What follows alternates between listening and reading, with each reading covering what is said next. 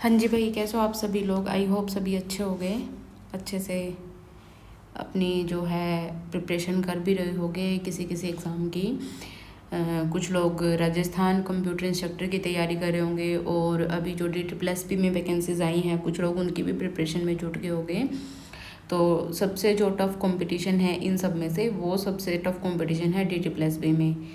Reason क्या है इसके पीछे आप लोगों को बहुत अच्छे से पता ही होगा कि DSSP में एक तो जो दिल्ली का एरिया है वो बहुत कम एरिया है ना। तो सब हर कोई चाहता है कि दिल्ली में पोस्टिंग मिले, तो हम कम एरिया में जो है ट्रांसफ़र भी ना हो ज़्यादा इधर से उधर। सिटी भी मतलब पोल्यूशन के मामले में तो देखो क्या ही कहें, वैसे छोटी सिटी है कि भाई स्मॉल एरिया है ना। इसीलिए मतलब हर कोई चाहता है कि दिल्ली में पोस्टिंग मिले। एंड सबसे जो बड़ा रीज़न है वो भी है कि जो सैलरी जो है DSSP में वो सेंट्रल गवर्नमेंट के इक्वल है। हर एक अलाउंस है जो सेंट्रल गवर्नमेंट के डायरेक्ट आपके ऊपर एप्लीकेबल होते हैं। आप मतलब सैलरी जो है वो काफ़ी अच्छी है दिल्ली में, और सिटीज़ के कंपैरिजन में दिल्ली में सैलरी जो है वो ज़्यादा रहती ही रहती है। वो सबसे मेन रीज़न है। एक तो TA का सबसे मेन रीज़न है, और दूसरा सबसे मेन रीज़न है HRA। यहाँ पे HRA भी ज़्यादा है और TA भी सबसे ज़्यादा है, ठीक है। अभी जो सबसे अच्छी बात है कंप्यूटर साइंस के लिए, काफ़ी लोगों को डिसअपॉइंटमेंट मिली है EMRS से और KVS NVS से। तो आप लोगों के लिए जो अच्छी खबर है वो ये है कि TGT कंप्यूटर साइंस की वैकेंसीज आ गई हैं दिल्ली में। मैंने आपको बताया भी था काफ़ी दिन पहले कि 675 जो पोस्ट हैं वो आपकी आने वाली हैं DSSP में। तो वो एडवर्टाइज हो चुकी हैं, और इसमें जो है आपकी 416 है वो जनरल के लिए हैं, 0 OBC के लिए कोई पोस्ट नहीं है, ठीक है। SC के लिए 104 है, ST के लिए 39 है, और EWS के लिए 116। ये आपके जो पोस्ट हैं वो TGT कंप्यूटर साइंस के लिए है। एडवर्टीजमेंट नंबर है 41/26, ठीक है, 41/26। और जो आपकी ओपनिंग डेट है, ओपनिंग डेट रहेगी आपकी 16 जून, ठीक है, और जो क्लोजिंग डेट है वो रहेगी आपकी 15 जून। तो इसके बीच में आपको जो फॉर्म भर लेने हैं, और फीस जो है वो बिल्कुल मिनिमम है, 100 रुपीज़ इसमें फ़ीस रहती है। वुमेन और PWD कैंडिडेट के लिए कोई फ़ीस नहीं रहती है, ठीक है। कुछ चीज़ें डिस्कस कर लेते हैं जो मेन है। सबसे पहले तो क्वालिफ़िकेशन की बात कर लेते हैं। क्वालिफ़िकेशन क्या है? क्वालिफ़िकेशन देखो, आपके पास BCA है तो भी आप एलिजिबल हो, ठीक है। आपके पास BC है या आपने ग्रेजुएशन करी हुई है कंप्यूटर साइंस से। देखो computer science, graduation in computer science का मतलब है कि आपने ग्रेजुएशन कर रखी है, ठीक है। ग्रेजुएशन चाहे आपकी BSc हो, BA हो, कुछ भी हो, लेकिन आपने कंप्यूटर साइंस को एज कंप्यूटर साइंस होना चाहिए, वो साइंस सिर्फ कंप्यूटर नहीं, कंप्यूटर साइंस आपने एज मेन सब्जेक्ट पढ़ा हो, ठीक है। जैसे कि मेरे पास BSc है, मैंने जो है BSc में computer science as main subject पढ़ा हुआ है, तो एलिजिबल हूँ मैं, ठीक है। तो मेरे नॉन में बहुत लोग हैं जो DSSP में हाल फिलहाल में TGT CS एज जॉब कर रहे हैं, और उनके पास जो है जैसे BSc है, CS उसमें जो है मेन सब्जेक्ट है। तो मेरे पास बहुत लोगों के डाउट आते हैं कि हमारे पास BSc है तो क्या हम एलिजिबल हैं। तो आपके पास computer science as main subject होना चाहिए, देन जो है आप एलिजिबल हो, ठीक है। तो इन्होंने देखो लिख भी रखा है, provided that the computer science subject must be studied in all years as main subject. यहाँ पे IT जैसा कोई वर्ड नहीं लिखा हुआ है, सिर्फ कंप्यूटर साइंस लिखा हुआ है, ठीक है। आपके पास BCA हो वो भी चलेगा। देन उसके बाद क्या है, जो दूसरी चीज़ इन्होंने दी हुई है, आपके पास BE BTech, आपके पास BE हो तो भी चलेगा, BTech हो तो भी चलेगा। हाँ, इसमें इन्होंने IT का ऑप्शन जरूर दिया हुआ है। BE BTech आपके पास CS से हो या फिर IT से हो, दोनों से ही चलेगा। या फिर आपने ग्रेजुएशन कर रखी किसी भी सब्जेक्ट में और आपके पास A लेवल सर्टिफिकेट है ना, तो भी आप जो है एलिजिबल हो। और जो पे लेवल है इसका जॉब का, वो तो लेवल 7 है, सबको पता ही होगा।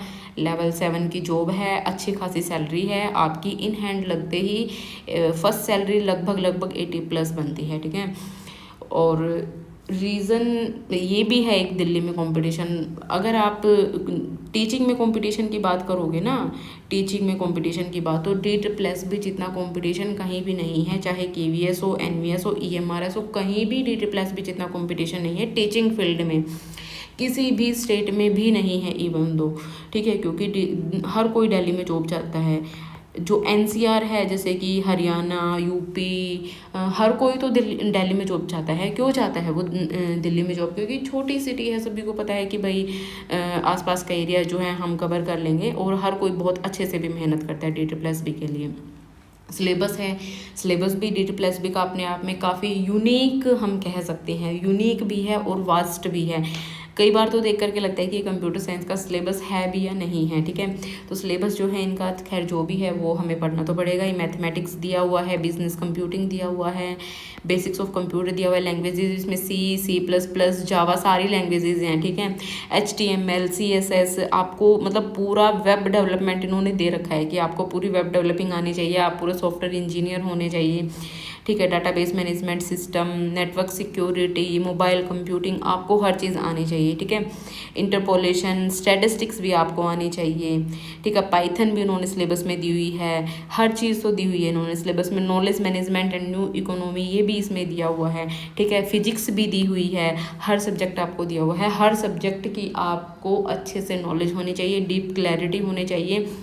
क्योंकि एक और चीज़ है DT+B में, DT+B का आप पेपर उठा करके देखोगे ना तो आप ये नहीं कह सकते कि इतना ईजी पेपर है, ठीक है। ठीक ठाक पेपर आता है, मतलब इजी क्या, काफ़ी अच्छे लेवल का पेपर DT+B में आता है। तो आपको अच्छे से जो है प्रिपरेशन उसके लिए करनी ही करनी पड़ेगी। जो इसमें रहते हैं आपका एग्ज़ाम पैटर्न कैसे रहता है मैं आपको बता देती हूँ। एक तो रहेगा पार्ट 1, एक रहेगा पार्ट 2, ठीक है। और हाँ, जो सबसे मेन चीज़ है इसमें जो एज है, एज जो रहेगी वो रहेगी 30 ईयर्स, ठीक है। एज जो रहेगी वो रहेगी 30 ईयर्स। और जो गवर्नमेंट किसी ऑलरेडी किसी न किसी सेंटर गवर्नमेंट ध्यान से सुनना, सेंटर गवर्नमेंट के किसी न किसी डिपार्टमेंट में है तो उनको जो है 5 साल की रिलैक्सेशन भी मिल जाएगी। कंडीशन क्या है, आपको 5 साल की रिलैक्सेशन कब मिलेगी, जब आपकी जॉब में आपके 3 ईयर्स पूरे हो गए हों, ठीक है। आप जब ये इसमें लिखा नहीं हुआ है, जब आप फॉर्म भरोगे ना तो आपको वहाँ पे एक कॉलम अलग से दिख जाएगा। आप 3 ईयर्स अगर आपको सर्विस पे हो गए हैं देन आपको अपने डिपार्टमेंट से NOC इशू करवानी पड़ेगी एंड वो साथ के साथ आपको, शायद मुझे जितना याद है, वो अपलोड भी करनी पड़ेगी, ठीक है। तो आपको 5 साल की जो है रिलैक्सेशन मिल जाएगी एज में। देन उसके बाद पार्ट 1 एंड पार्ट 2 जो सिलेबस में रहता है उसमें क्या रहता है कि पार्ट 1 में आपका 20 मार्क्स का रीजनिंग, ठीक है, 20 मार्क्स की GS, 20 मार्क्स का मैथ्स, 20 मार्क्स की इंग्लिश एंड 20 मार्क्स की आपकी रहती है हिंदी, ठीक है। और इस के लिए मैं आपको सोर्स बता देती हूँ आपको कहाँ से पढ़ना है। उसके अलावा आपको कहीं भी जाने की ज़रूरत नहीं है। अगर आपको फॉलो करना है तो आप उसको अच्छे से फॉलो करोगे तो आपके जो हैं 80+ मार्क्स आराम से आ जाएंगे, ठीक है। पार्ट 2 में जो है, पार्ट 2 में आपका सिलेबस दिया हुआ है वो मैंने बता दिया है। सिलेबस 90 मार्क्स का आएगा, 10 मार्क्स की आपकी पेडागोजी आएगी, ठीक है। और DT+B में क्या रहता है कि आपके 20 क्वेश्चंस करके मॉड्यूल ओपन होते हैं। आपने एक सेक्शन एक बार अगर सबमिट कर दिया तो आप दूसरे सेक्शन पे तभी जा सकोगे जब आप ये सेक्शन सबमिट कर दोगे। देन आपने एक बार ये सेक्शन सबमिट कर दिया तो आप इस पे वापस नहीं जा सकते हो, ठीक है। तो 20-20 करके क्वेश्चन आपके खुलेंगे, यहाँ भी आपके 20-20 क्वेश्चन करके खुलेंगे। लास्ट में जो है आपके 10 एंड 10 क्वेश्चन खुलेंगे, ठीक है। तो इस तरीके के आपके जो है तरीके से जो आपका जो है क्वेश्चन पेपर आपके एग्जाम में ओपन होता है। आप ये नहीं है कि आपने जो मर्जी सेक्शन ओपन कर लिया, आपके वो सीरियल वाइज ऑटोमेटिकली जैसे आप सेक्शन सबमिट करोगे नेक्स्ट सेक्शन है जो वो ऑटोमेटिकली आपका ओपन हो जाएगा। आप अपनी मर्जी से नहीं ओपन कर सकते, हाँ, लेकिन टाइम की बाउंडेशन नहीं है कि आपने पर्टिकुलर सेक्शन को 15 मिनट देनी है, 20 मिनट ही देनी है। अभी कोई क्या करता है कि रीजनिंग पे ही इतना समय मतलब इतना टाइम इन्वेस्ट कर देता है अपना शुरू में ही कि वो लास्ट सेक्शन तक पहुंच ही नहीं पाता है, ठीक है। तो आपको एग्ज़ाम को क्रैक करना है तो आपको स्पीड भी आपको ध्यान में रखनी है बहुत अच्छे से, ठीक है। तो यहाँ पे आपकी स्पीड भी काम आएगी, आपकी नॉलेज भी काम आएगी, आपको हर तरीके से जो है तैयार होना पड़ेगा इस एग्ज़ाम के लिए। और मैं इस फर्स्ट पार्ट के लिए आपकी हेल्प कर देती हूँ। इसके लिए आपको क्या करना पड़ेगा, आप एक संदीप खरब सर का चैनल है, ठीक है, उसको आप ज्वाइन कर सकते हो। मैं डिस्क्रिप्शन बॉक्स में आपको लिंक भी दे दूँगी। तो वहाँ से आप क्या करना, वो सर डेली है ना मॉक टेस्ट देते हैं, ठीक है, PDF फॉर्म में मॉक टेस्ट देते हो, साथ में आंसर की भी देते हैं। वहाँ से आप क्या करना, आप डेली का एक मॉक टेस्ट है वो सॉल्व करो, ठीक है। तो जहाँ जहाँ आपको कमी दिख रही है आप उस पार्ट को पढ़ो, देन फिर दोबारा टेस्ट दो। तो फर्स्ट पार्ट तो आपका यहाँ से प्रिपेयर हो जाएगा। DT+B में क्या रहता है कि वो सेम टाइप का ही, मतलब सेम पैटर्न पे ही क्वेश्चंस देते हैं। ऐसा नहीं है कि वो नया कोई पैटर्न ले आते हैं, तो वो सेम से ही पैटर्न पे आपको जो है, जैसे ही आप इनको सोल्व करोगे ना तो आपको ये लगेगा कि हाँ वो सेम से ही पैटर्न पे क्वेश्चंस देते हैं। आप थोड़ा सा प्रीवियस ईयर को जो है फर्स्ट पार्ट के लिए पढ़ो, ज़्यादा कुछ पढ़ने की ज़रूरत नहीं है। जो CGL वाले स्टूडेंट्स हैं वो भी मैं आपको कहूँगी कि आप फर्स्ट पार्ट जो है एक बार DT+B का प्रीवियस ईयर सोल्व करो, देन जो है आप सेकेंड पार्ट के लिए भी आप अच्छे से प्रिपरेशन करो, ठीक है।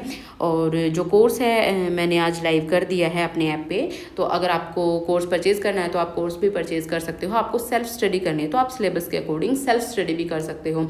और बुक्स के बाद अगर मैं बताऊं कि आपको पर्टिकुलर कौन सी बुक पढ़नी है, देखो DT+B का सिलेबस इतना वास्ट है कि आप बुक मतलब मैं ऐसा बता ही नहीं सकती कि हाँ भाई आप इस सब्जेक्ट के लिए ये बुक ले लो, क्योंकि बुक्स तो बहुत मतलब भारी भरकम हो जाती हैं, तो इतनी पढ़नी पॉसिबल भी नहीं है अभी के लिए, ठीक है। और जो एक्सपेक्टेड आपका एग्ज़ाम है, आपका एग्ज़ाम जो एक्सपेक्टेड है आप अक्टूबर या नवंबर तक लगा सकते हो, ठीक है। अक्टूबर नवंबर तक एग्ज़ाम हो गया तो ठीक है। अगर अक्टूबर नवंबर तक एग्ज़ाम नहीं होता है आपका, अभी तो देखो जो पुराना TGTs है उनका भी शेड्यूल आ चुका है, उनका TGT का शेड्यूल पहले तो वो कंप्लीट होंगे, देन उसके बाद दिसंबर जनवरी में कोई एग्ज़ाम नहीं लेते DT+B, विंटर में कोई एग्ज़ाम नहीं लेते DT+B, ठीक है। उसके बाद अगर एग्ज़ाम होगा तो फेब मार्च तक एग्ज़ाम होने के ज़्यादा चांसेस है, मुझे जितना लगता है फेब मार्च तक जो है एग्ज़ाम होने के ज़्यादा चांसेस हैं, ठीक है। तो पार्ट सेकंड के लिए आप जो है कोर्स भी परचेज़ कर सकते हो, मैंने ऐप पे लाइव कर दिया है, बहुत जल्दी उसमें क्लासेस जो हैं वो शुरू हो जाएंगी, अभी आप उसमें एनरोल कर सकते हो, ठीक है। तो यही मेरी तरफ से आप लोगों के लिए इन्फॉर्मेशन थी। अच्छे से तैयारी करो, DT+B को बिल्कुल भी लाइटली नहीं लेना है, आपके कॉन्सेप्ट से जो बहुत अच्छे से क्लियर होने चाहिए, और देन आप जो है क्वेश्चंस को सॉल्व करो। आपको अच्छे से मेहनत 6 से ये है मतलब आप लेवल को 6 to 7 मंथ्स आपको बहुत डेडिकेटेडली आपको देने पड़ेंगे, 6 to 7 मंथ्स, ठीक है। EMRS KVS NVS में तो कुछ भी सिलेबस नहीं था, वो तो मैं कहती हूँ कि एक मतलब एक बाल्टी भर था, ये तो समुंदर भर सिलेबस है, इतना सिलेबस है DT+B का। और EMRS KVS NVS में आपने एटलीस्ट जो पढ़ा है वो आपको एग्जाम में तो देखने को मिलेगा। DT+B में तो ऐसा होता है कि जो आपने पढ़ा है कई बार तो देख के लगता है कि पता नहीं क्या आ गया है एग्जाम में।